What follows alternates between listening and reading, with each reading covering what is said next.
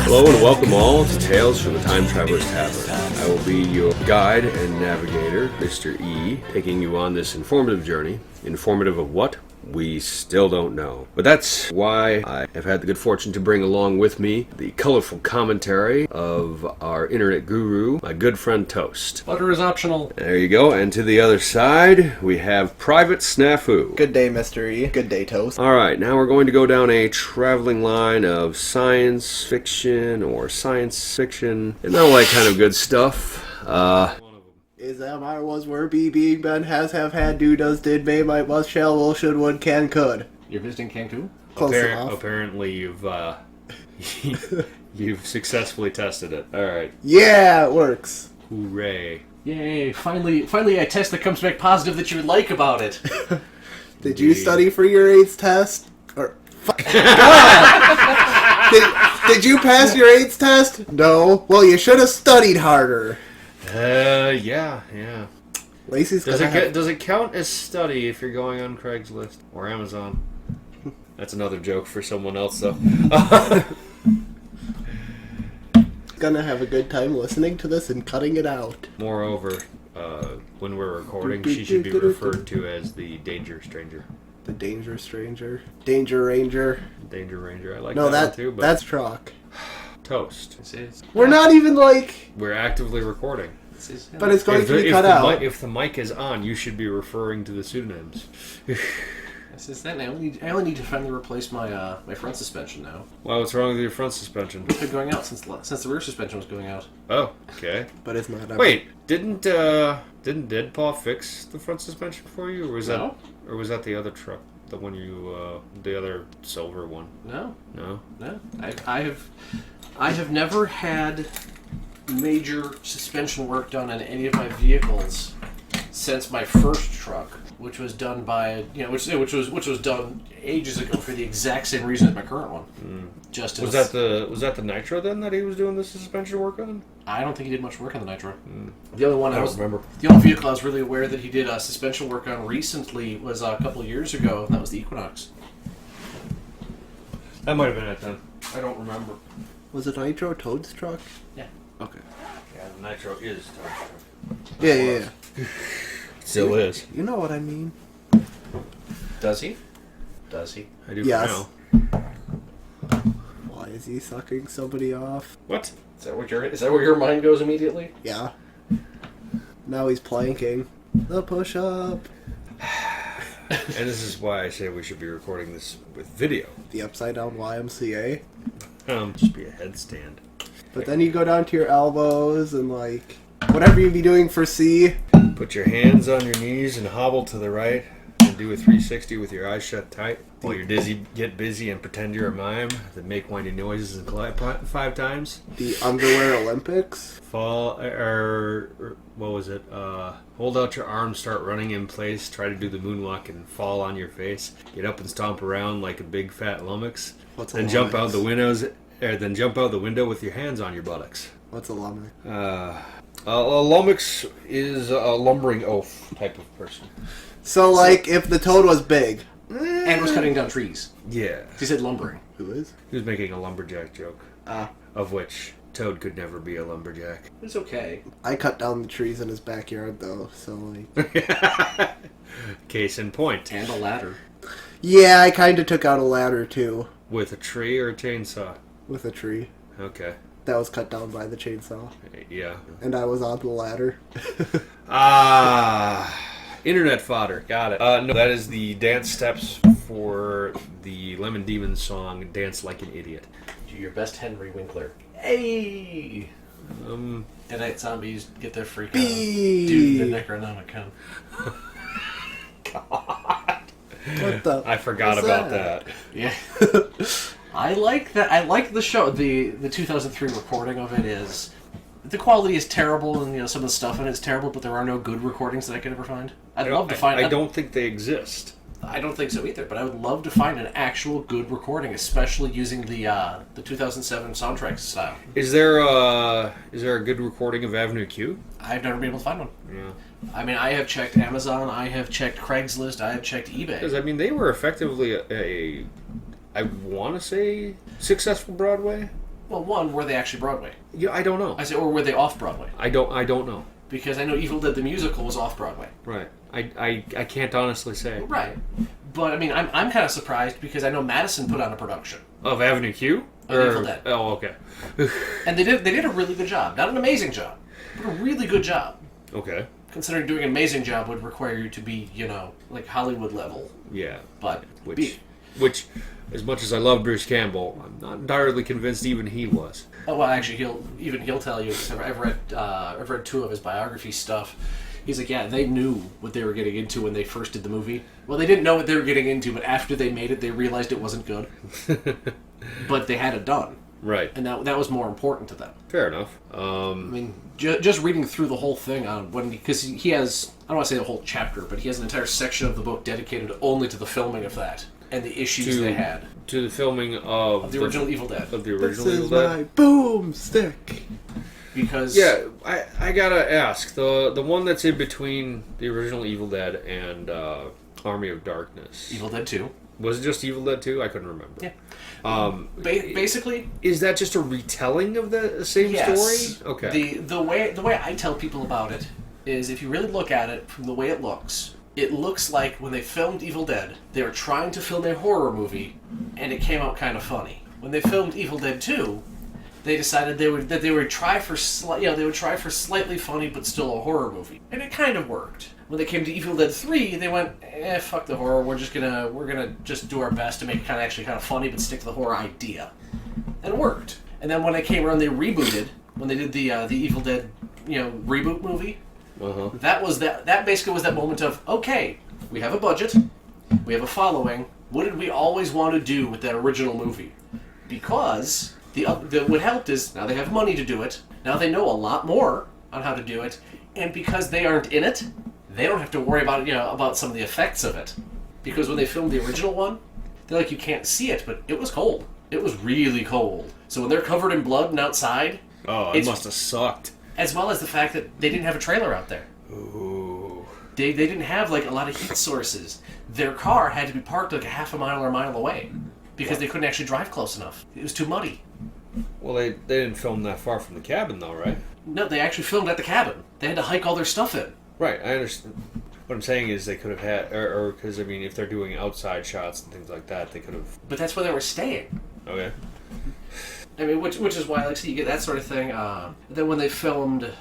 what's the name of the movie? When they filmed My Name is Bruce. That one's funnier because, again, years later... That was like the autobiography film that he did or something like that? Oh, God, no. Well, I forget what it was. It's Bruce Campbell playing Bruce Campbell. It's not an autobiography. It's basically it's what would happen if someone thought that Bruce Campbell could actually save their town from a Chinese demon. Okay. But the reason it's interesting is the fact that it's actually shot on Bruce Campbell's property. Okay. Almost all the cars that are involved either belong to cast or crew or his neighbor. Because for some of the older antique-ish cars, basically his neighbor's like, I got this, I mean, if you want to borrow it, you just gotta drag it over. Again, for some of the stuff, when they wanted to run lighting, some of it, they bring the lighting rig out, they just run an extension cord back to his house. Okay. Because it was cheaper and easier than it would be to actually bring out a generator and try to set... because at one point in time they actually were popping breakers, they actually had to shut off a lot of stuff in his house to actually have enough power to film the movie. Yeah. It's but everything was done on his lot. A lot of the people involved were volunteers. I say, or they were being paid very little. It's but a lot of it was because people kind of wanted to be in a movie with him. Yeah, I mean, how do you say no? The other fun one, because I looked up some stupid trivia on it because I was kind of curious. Apparently, for Guandi, the evil Chinese demon, the Chinese god of war and bean curd. Yeah. So basically, he's the Chinese god of gas. So what they decided to do was okay, we need a mask. So they found a mask maker, and they basically said, this is what we want. And they left him to it. What they forgot to do was to tell him who it was for so he could use a mold. Uh-huh. So he decided, well, I'll just use my own face. Because he had a mold of that lying around. Uh-huh. So he made this mask based off of his own face. Did this whole thing, looked really nice, gets it done. So basically, Bruce Campbell and I think it was Sam Raimi was helping out, get back to him and they're like, so, the mask is done. He's like, yeah, here's the mask. Oh, it looks really awesome. They're like, we never cast anyone as the actual demon. Uh-huh. They're like, we need someone who's imposing, knows martial arts, and will fit this. And the mask maker goes, oh, well, I know martial arts. He's like 6'4", 6'5". They're like, he's like, and I based the mask off my own face. Like, are you comfortable wearing it? He's like, I based it off my own face. So the mask maker got to be in the movie because they didn't cast anybody, and they're like, do you want to do it? Planning, ladies and gentlemen, planning. But you got to figure, it worked out perfectly fine for him. Well, I mean, that's like, you brought up failed toys, and immediately we both had the same thought of the E.T. finger. The E.T. movie finger. Which I'll looks give you like the E.T. movie finger. which looks like a bizarre dildo from the 80s. There's a whole bunch of them like that, but I find it interesting that we both had the immediate same thought. Yeah. Because, just... What was that Robot Chicken reference? There's a Robot Chicken reference to it? No, not to the finger itself, but... It's a sketch they do. Where it's it shows E.T. get back, like getting back to the ship, and like, oh great, yeah, you're back, E.T. phone home. Why are you calling yourself E.T.? Your name is Gleeborp, Gleeborp the retard, with his one glowing finger. He holds up the one glowing finger, and the rest of them go, ooh, they got 10 glowing fingers. What makes it really funny is then he just. I know this has got to be edited, but he just turns it. He just goes, "Fuck you." Then it just shows them just dropping him on another just deserted planet. Right. That's a funny take on that. I will admit. Although I know that Seth Green would have access to certain things. You would think he would have the access to E.T.'s original name in the screenplay or the treatment or whatever, or at least in the treatment of the sequel they never made. Just because he might have access to something doesn't mean he cares enough to actually go and put effort forward to find out what it was supposed to be. When you can just make something up and run with it. Fair enough, I guess. I see, especially since that way he can't be sued as easily. Not that they're good. Well, I mean, he got Mark Hamill to do. You can get Mark Hamill to do things by asking him politely. True. For those of you who don't know, they got Mark Hamill to do the Joker voice for a Shawshank Redemption parody sketch involving the Joker and Batman. And that's all I'm gonna. That's where I'm gonna leave it because I'm not going to describe in detail. But I will say that it was indeed terrible, gay and porn, funny all at the same time. No, there was no shower scene, thankfully. But there was a toilet scene. I'll say that. Jameson over forget about the green mile. This is the brown mile. Yeah.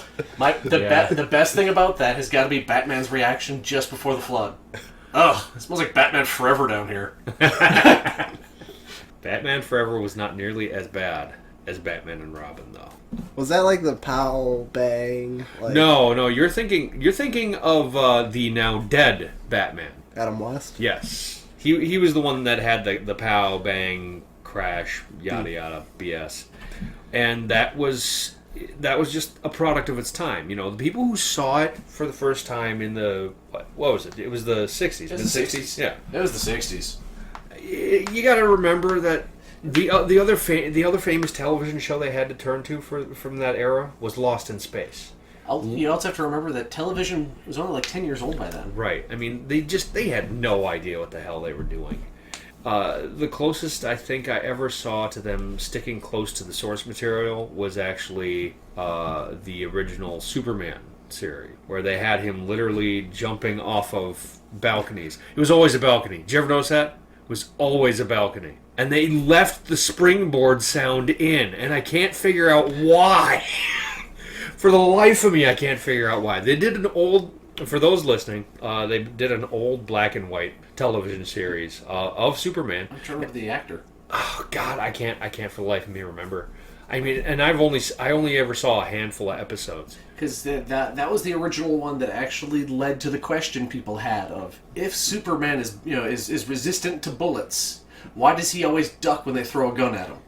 Which is, I says, and the answer is because the actor wasn't. the actor wasn't gun proof. The actor was going to catch a gun in the face if he didn't duck. But yeah. So they always wrote him as, because they did the wires and whatnot to simulate the flying, and the animation that they had going behind him was horrifically bad. But again, it was black and white television. They didn't have anything to work with, so they worked with what they knew they could use. Hey, they had aluminum foil. Okay, that's Doctor Who. Have you guys seen that video of the Indian Superman on TV? That's pretty bad. I'm not sure I follow. I think I've seen something like it. It's like a Bollywood production, or what are we talking? Kind of, yeah. This doesn't shock me. Yeah, no, it was bad. Most things that come out of Bollywood, if you are observing them. All right. Well, on that note of fact, validation, and verification, any other shuns we should add to that? Parting words, Snafu? I don't know. It's above my pay grade. Okay. And Toast? I can't believe it's not butter. All right, then. Once again, this has been your navigator and guide, Mr. E. Thank you for joining Tales from the Time Traveler's Tavern. So that's it.